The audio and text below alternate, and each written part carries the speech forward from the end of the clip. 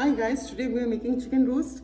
The things which are required for this recipe are red chili powder, garam masala, chili flakes, salt, ginger garlic paste and turmeric, and juice of 2 lemons.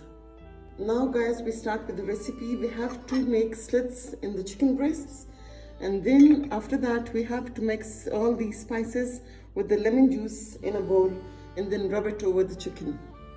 The marination is now ready, and we'll place this chicken in the fridge for 40 minutes. The chicken has been marinated for complete 1 hour, and in the meanwhile I've put water in this pot and the water is boiling. Now we take this chicken and we place it in this pot on top of the boiling water, and then we cover it with a lid and we simmer it for at least 20 minutes.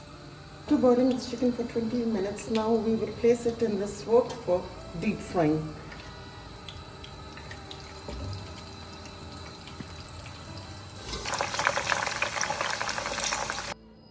Our final product is ready now. You can serve it with chips or rice, and I hope you like it.